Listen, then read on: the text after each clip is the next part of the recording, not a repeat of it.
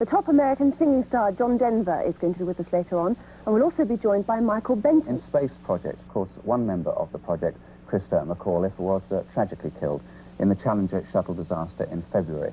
And this week in America, John releases a special song, and it's called They're Flying for Me.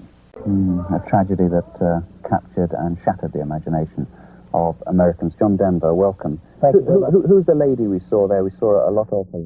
The lady, I'm trying to remember her last name, Barbara something. She was Chris's backup pilot. She was a teacher also, one of the 10 finalists, and Chris's backup on the flight.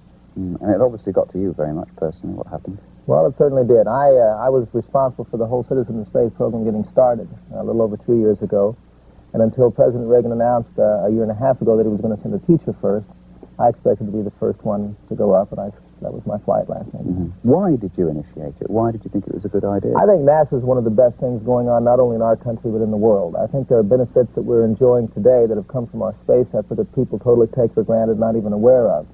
And I think that there's a great opportunity for us in all aspects of technology and our understanding of the planet and solving problems like hunger and understanding what's going on with the world, with weather and such.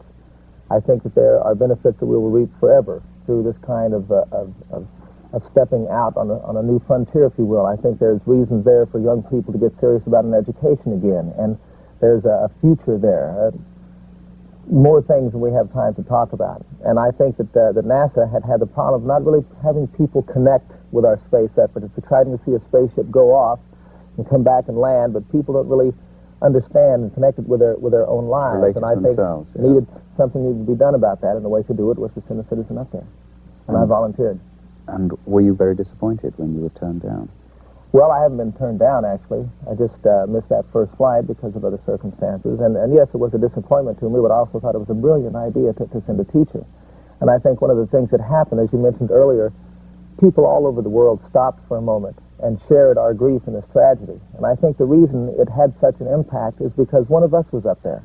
You know, not a scientist, not an astronaut, but a person like you and me, a teacher. And somehow that brought a little bit closer to everybody. And that's what I had hoped to achieve in the first place. So it's a shame that it had to happen this way. But I think people now are more connected to what the possibilities are of our space efforts than they were before. Do you still think you will go? I think I have a very good chance to go, yes. And I'd go tomorrow. Have you done all the training? Because you have to be immensely fit, don't you? I have a certain background. I'm a pilot. I'm a jet pilot. I've gone through all kind of emergency procedures in high-performance aircraft and such. I've gone through some of the training for a space flight. But what they want you to do is, if a candidate is chosen, you need a good 2 months to go through. And it's not just a training. It's not that would be that difficult. It's to build the camaraderie among your crew. That's the most important thing. They need to know they can depend on you. You need to know what your jobs are, and you can depend on them. And to build that and have that be secure is what that time is mostly for. NASA, you just said, was so brilliant, but it's taking an awful lot of knocking now. Oh, they've had a hard time, yes, since January. And of course, they've had 2 other rockets go up in flames. One just last week. Unmanned, of course. Yeah. So, but I think we had such a long period of such incredible success that to a degree it started being taken for granted, you see. And all of a sudden it seems like a lot of it is catching up with us. And I think that the value of this, a little bit closer look at the procedures, at all of the equipment, the hardware, and correcting these problems is going to be, really worthwhile in the long run. And it's difficult sometimes to find that when things are going so well. And we've had a very hard couple of months. There must be an argument to leave it all well alone up there in space. Well, I don't know why. Well, because, I mean, just for strategic defense initiative, that sort of thing. It's all connected, isn't it? All this exploration into space and getting to know more about space. A lot of people say it's being used for the wrong ends. Unfortunately, most of the advances that have happened in history have come out of military, if you will, endeavor. And at the same time, where would we be if Columbus hadn't set sail some 400 years ago? Where would we be in the United States? Where would the world be?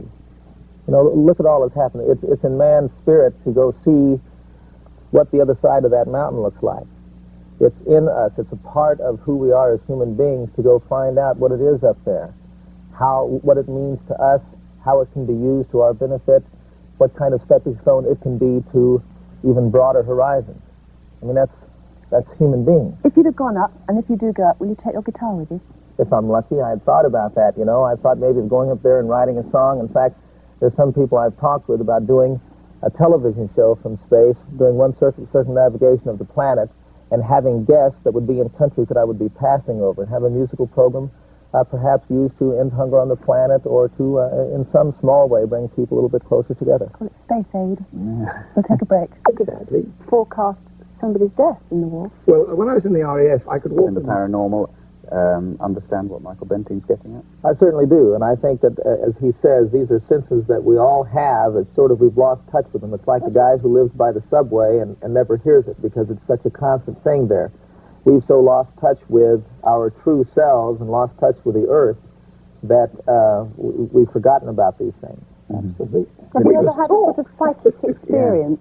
Oh, yes, many times. Can I ask what sort? Well, the one that I enjoy the most, because it relates most specifically to what I was saying, I was on a fast once on a place called Lake Powell in Arizona, the Arizona-Utah border. It's a glorious lake formed by a dam some over 100 miles long in the desert. And we'd been on this fast for 9 days, and it was Good Friday. It was a full moon, and we'd gone to a place called Rainbow Natural Bridge to pray and to sit there under the arch. And the next morning, under a beautiful blue sky with not a breath of wind, we woke up, and the people that I was with, we were at each other's throats. All of a sudden, there was all of this tension, and we were about to have a fight, and we decided, okay, wait a minute, we're going to get out of here. And so we packed up and left, and it took 3 hours to get to the place called Bullfrog Basin, where the boat was from. By the time we got to Bullfrog Basin, the wind was so horrific that they had to come out in 2 power boats to tow us in. By the time we got unloaded and got to my airplane and got loaded up, we took off, and there was a wall of water between us and Bullfrog Basin, less than 2 miles away. So we beat the storm by less than a minute, I would say, or I would have been stuck in what turned out to be the biggest storm of the century on Lake Powell.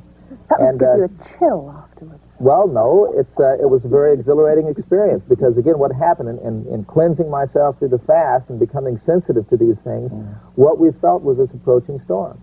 Now, we didn't know that's what it was at the time, but since then now, I've had similar experiences like that, and now I know a little bit what's going on. It's not me getting crazy or something like that. Maybe there's a storm, or maybe it's the tension that I feel in somebody else in the room. Did you have, I mean, you're very closely allied to the space missions. We were talking to John earlier, just in case you weren't with us then, that you started off the Citizen in Space program.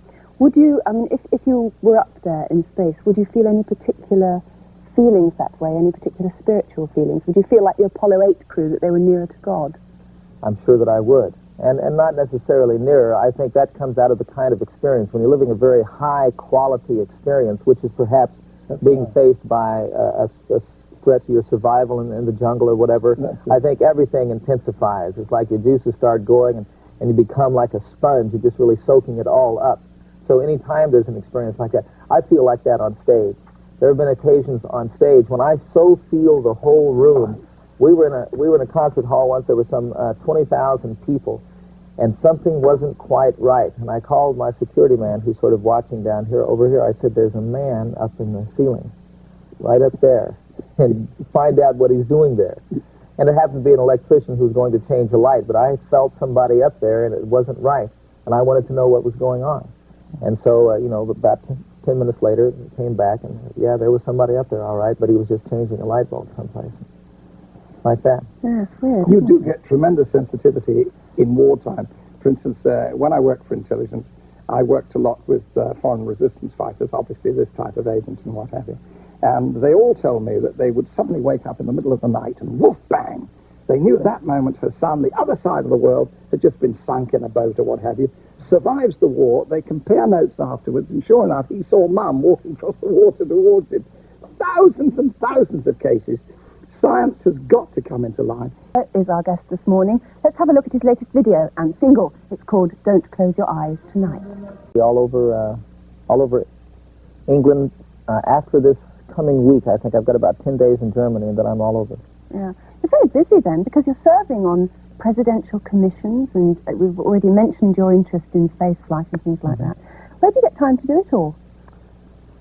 It fills the day, I'll tell you that. Are you still living at the top of a ski resort?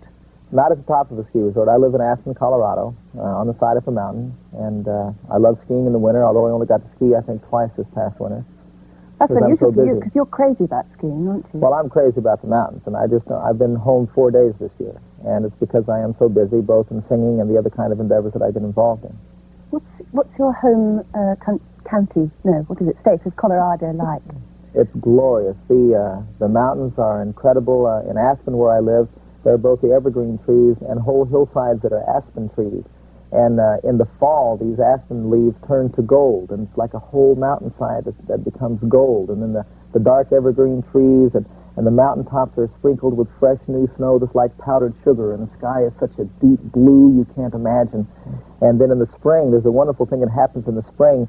The leaves start to come out at the lower elevations first, and so there's this beautiful, soft, subtle thing that goes up the side of the mountain from the green down here, and it's still winter, 1,000 or so feet above.